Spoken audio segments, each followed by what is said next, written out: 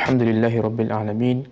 Wassalatu wassalamu ala ashrafil anbiya wal mursalin wa ala alihi wa sahbihi ajma'in. Amma ba'd.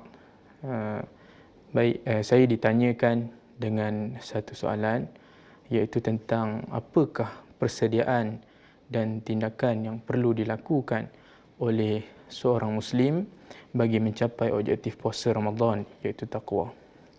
Sebelum saya menjawab soalan ini, eloklah saya memulakan dengan potongan ayat Quran yang selalu kita dengar apabila muncul ataupun tibanya waktu Ramadan, iaitu a'udzubillahi minasyaitonirrajim.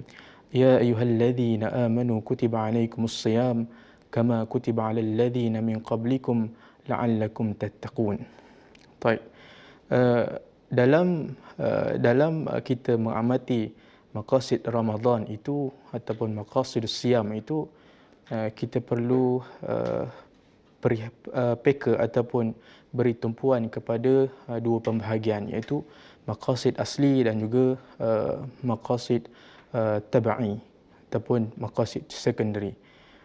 Yang mana berdasarkan ayat yang saya bacakan tadi itu, ia mempunyai satu pesanan ataupun mengandungi objektif yang asli, iaitu maksud al-asli, yang merujuk kepada makna dan tujuan dalam asal pensyariatan secara ibtidaan, yang mana ianya mesti dipelihara, mesti dijaga sama ada dalam keadaan terpaksa atau sukarela, yang mana sekiranya ia diabaikan akan menyebabkan azab di dunia dan di akhirat.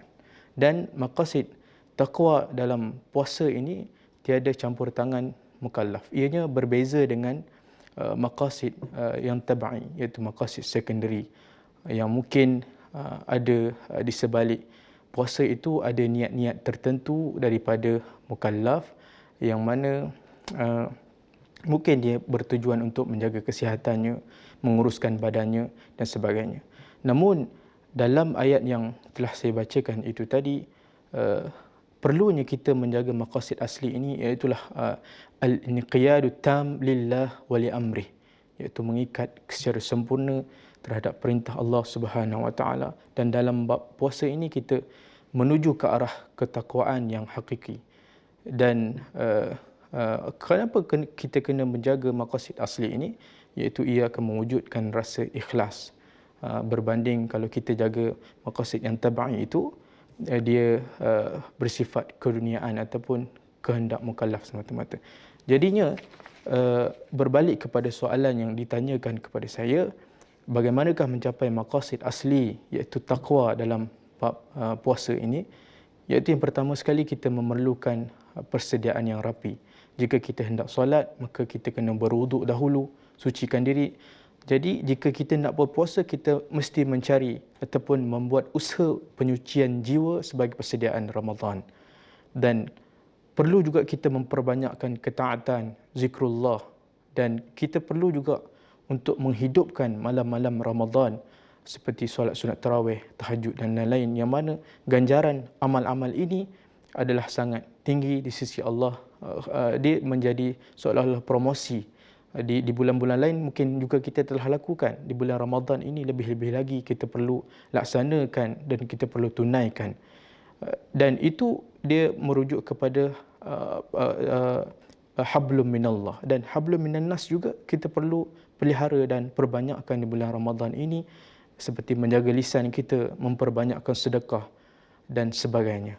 Dan semua itu kita perlu lakukan dengan ikhlas, untuk menuju ataupun untuk mencapai ketakwaan yang hakiki, sebagaimana yang menjadi maksud ataupun yang menjadi tujuan pensyariatan Ramadan, sebagaimana ayat yang telah dibacakan di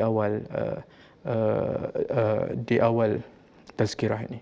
Baik, akhir kalam, selamat menyambut bulan Ramadan al-Mubarak bagi tahun 1442 Hijrah.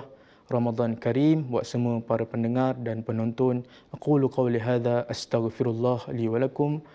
Assalamualaikum warahmatullahi wabarakatuh.